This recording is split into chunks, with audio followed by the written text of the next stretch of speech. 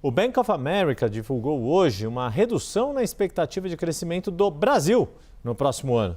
Nós saímos da previsão de alta de 2,3% do PIB para 1,3%, um ponto a menos. Não é pouca coisa quando se trata de crescimento do PIB. Então precisamos aqui da nossa analista e editora de economia, Lucinda Pinto. Boa tarde, Lucinda.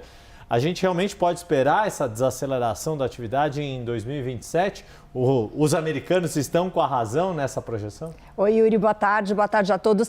Eles não estão sozinhos, na verdade, nesse movimento de revisar as projeções para baixo. Então, a gente até preparou uma tela para mostrar que começa ainda devagar uma espécie de onda de revisões negativas aí para o crescimento econômico no próximo ano.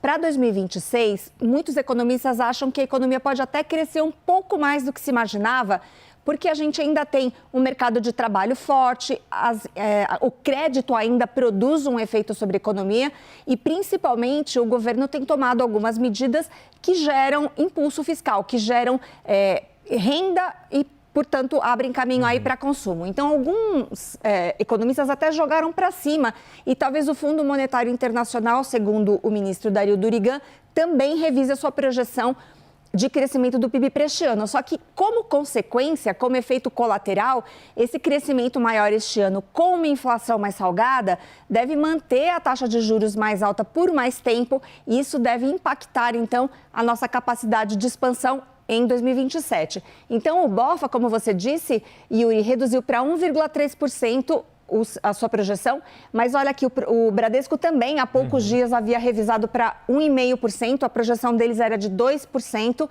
O Banco Paine está mais pessimista, um crescimento de 0,8%. XP está vendo uma alta de 1,2%, Itaú de 1,7% e o Banco Inter de 1,8%. Mesmo quem não revisou recentemente está, na verdade, vendo realmente esse cenário de desaceleração.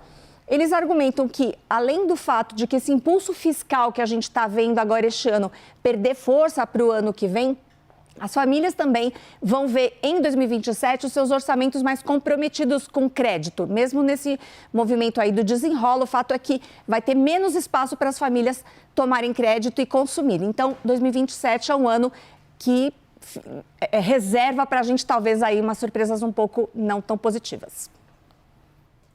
Eu entro aqui no papo com vocês, Lucinda, muito boa tarde para você, que bom tê-la conosco. Lucinda, então você estava mostrando, né, esse cenário de projeção de desaceleração da economia, mas eu queria entender se no fim das contas isso traz alívio para os preços ou não. Quer dizer, a gente pode esperar uma inflação como no ano que vem?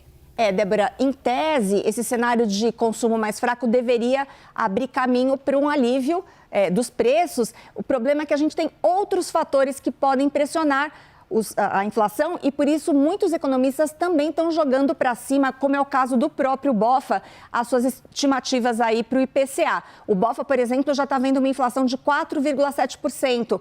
Existem alguns economistas falando em inflação de mais de 5%. E um dos motivos é o El Niño. Então, os preços de alimento devem sofrer no mundo todo e isso deve ser um fator aí adicional para a inflação. Também tem a questão do câmbio, muito provavelmente o real deve se desvalorizar aí ao longo dos próximos meses, em grande medida por causa de um movimento de valorização do dólar globalmente e o câmbio mais fraco para a gente também pode atrapalhar aí esse processo de desinflação. Então é um cenário que mistura uma inflação ainda salgada, ainda não controlada, juros altos e atividade mais fraca. Então, 2027, para quem quer que assuma aí o novo governo, vai ser um grande desafio do ponto de vista econômico, Débora. Pois é, ficaremos, né? Isso está dado, inclusive o Gustavo Uribe trouxe uma apuração dessa no bastidores de que o próprio governo Lula quer ter um pouco mais aí, tá de olho nas contas, quer ter uma postura um pouco mais fiscalista do que a deste ano.